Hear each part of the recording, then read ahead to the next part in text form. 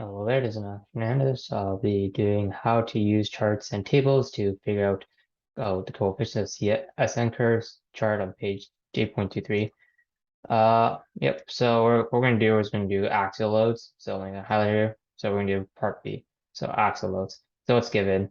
So we're given a diameter of 1 inch and a steel bar. So those are two different things to worry about.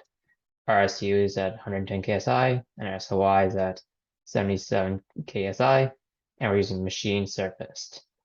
So those are our givens. So required. We need SN, so our SN and our SN prime right here, and our SF. So one of these SF. Well, I'll go through it. So what is our SN? Since we're doing axial loading this question, we'll say we're going to look at a chart, N=1, and it's the axial loads. And we'll know to use this equation.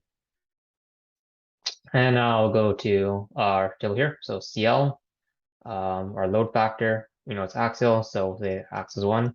I'll put ours right here. So let me just escape this, and we'll say 1. And I'll go back here. I'm still working. Our gradient factor for axial loads actually not matter which diameter is because what's it called? These are both gonna be 0.7 to 0.9 inches, matters what range you're at. Since our maximum is 2 inches and we're around 1 inch diameter right here, we'll say this one's gonna be around like 0.8. So we can say around 0.8 is because it's estimate, right? So we'll say 0.8. Yeah. And CS factor. So let's go to stuff figure 3.813 right here. So right now we have our SU value of 110 KSI. So what we can do is insert, and I'm going to try to get myself a line, kind shapes, lines. So what we can see is here, we go to our SU value, so tensile strength. We go to chart 60, 80, 100, 120. Then 110 is going to be right down the middle here. And we're just going to do a nice straight line. And since this is a machine surface, we go into machined and or cold drawn, and then we find the intersecting point. And that intersecting point is right here. Right here. And then we'll look, let's go horizontally at the point, and we get around 0.75, roughly. So let's go 0.75 our CS value. Because we hit here, we went up, we get the machine point, so KSI point, and then so our CS value is here at 0.75, as that's one of our points. So let's go back highlighting, let's make sure highlight's working. And our CS value is working perfectly. CT isn't mentioned in the question, it is not, so we can just assume that is room temperature, so we'll assume 1. So let's put our CT value, 1. 1. And we'll go to our CR value now. Is a reliability factor there? We look at it, we see nothing, we're fine. So that means we can just assume 50% reliability, and we can put that here. 1.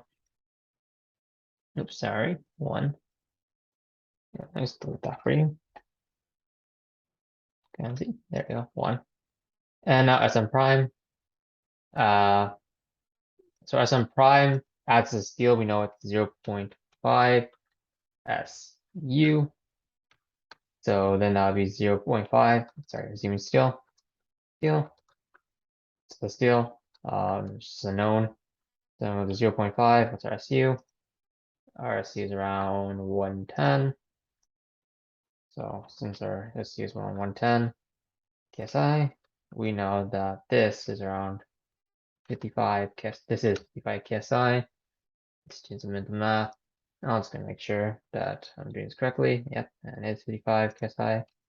And SF, so we see here, since this is axial loading, we'll just take the axial load here. So that's 0.75 SU CT. So you can see that 0.75 SU and C times SU times CT. That equals our CT equals 1, our SU equals 110 times 0.75. We'll put the KSI in there. And that all equals up to 110, 75% of of 110 is around, it's 82.5 KSI. And now we do the bigger question. Now that we have variables, Sn. Sn equals Rs prime, Rsn value, Sn prime, so that's 65, times CL, which is 1, CG, which is 0.8, CES, 0.75. Where are we at? CT equals 1 times 1 times 1. CR, sorry, CR times CR. And that all equals up to 55 times 0.8 times 0.75. Put that on a calculator. We get 33 KSI. And you can use these values to plot on your SN curve, and you'll be good. Perfect. Cheers.